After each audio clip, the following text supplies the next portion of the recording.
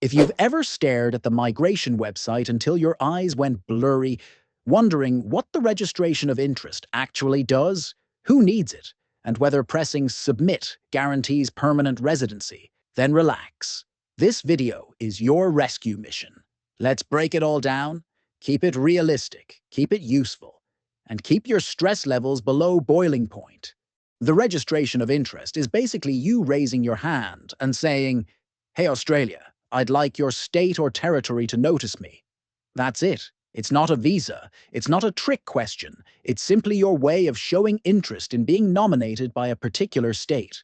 Think of it like RSVPing to a wedding. Just because you clicked attending doesn't mean they're reserving a front row seat for you, but your presence on the list matters. The ROI lets the state or territory know you're available for employment and potentially ready to fill the skill they're looking for. It's an early filter in the process, not a guarantee of anything.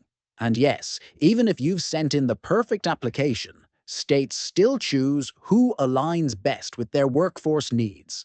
This is where many applicants get confused. They hear the word interest and assume it means commitment. No.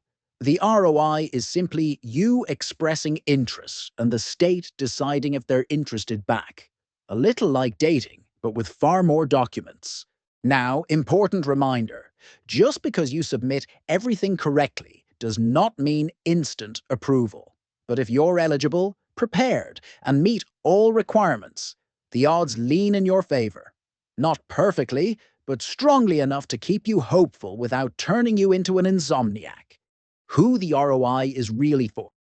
The ROI isn't for tourists, not for people looking for quick shortcuts, and definitely not for people who want to move to Australia just because the beaches are nice.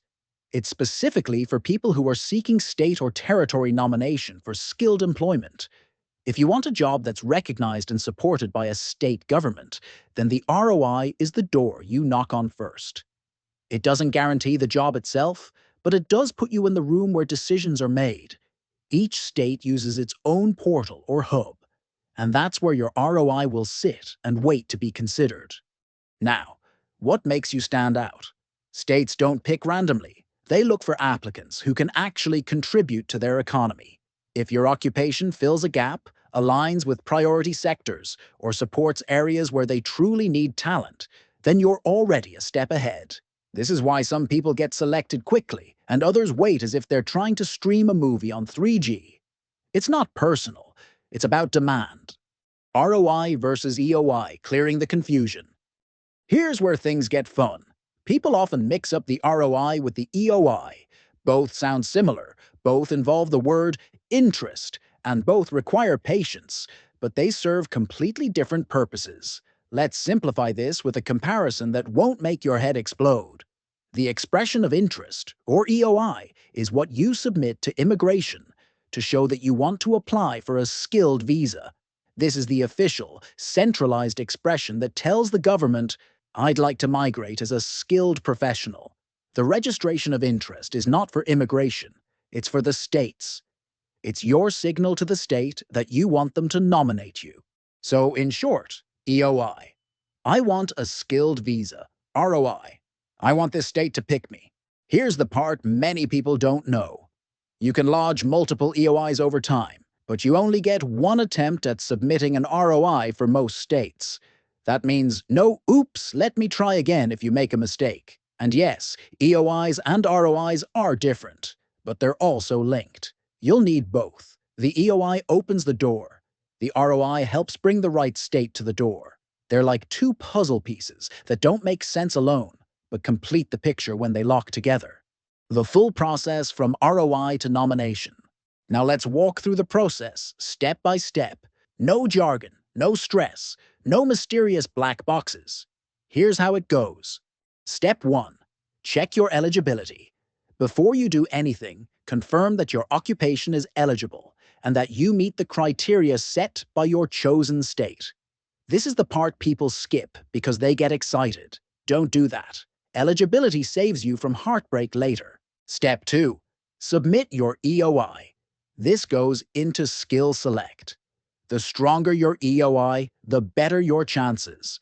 This is where you list your points, qualifications, English ability, and experience. It's basically your resume but in government format. Step 3. Submit your ROI. Once your EOI is done, you get an EOI number. You'll use that number to submit your ROI through the relevant state portal. This is where you say, "I'd like to be considered for nomination." Step 4. Wait for results. Yes, the waiting game. And no, refreshing your email 37 times a day won't make it faster.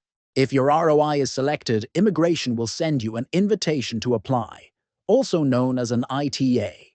That's when the serious paperwork begins. Each state has slightly different expectations, so always check their official websites. For example, Victoria focuses on several criteria such as age, English level, work experience, qualifications, occupation skill level, salary, if onshore, and partner skills. And they give priority to sectors like STEM, healthcare, social services, manufacturing, applying for the 190 and 491 using the ROI. The nomination process for the 190 and 491 visas follows similar steps but with different outcomes. Subclass 190 and 491 visas. The 190 visa is a permanent visa, which is why it's the favorite child of skilled migration. For the process, you submit your EOI through Skill Select. Get your EOI number. You submit your ROI in the state portal. And if invited, submit your nomination application. For the subclass 491 Skilled Work Regional Visa, which still leads to permanent residency, follow a process similar to the 190 visa, and the documents differ slightly for onshore and offshore applicants. The requirements look similar, but the state conditions and selection criteria are not identical. That's why checking the official site matters. Each state has its own personality. Some are strict, some are flexible. Some change their mind like the weather. States and their ROI requirements. Every state and territory has its own way of handling ROIs. Some have clear guidelines, others look like they wrote their instructions while half asleep, but in general, all states use ROIs to identify applicants who genuinely match their needs for Subclass 190 and Subclass 491 nomination. Some states want work experience in the state. Some prefer people already living there. Others don't mind offshore applicants. Some prioritize occupations that are on shortage lists. Others focus on sectors that are growing in their region. The key is never assuming all states operate the same way. What works in Victoria may not work in South Australia. What is required in Tasmania may not apply in Queensland. And what one state calls a priority may not even be on another state's radar. If you want to give yourself the best chance, research each state separately and match your profile to what they're actively looking for. The registration of interest can seem confusing when you first hear about it, but once you understand its purpose, it becomes clear. It's not a visa. It's not a guarantee. It's simply your way of putting yourself forward for a state nomination. The ROI works hand in hand with the EOI, helping states identify people who can fill genuine workforce needs. If you're eligible, organized, and proactive, the process becomes manageable.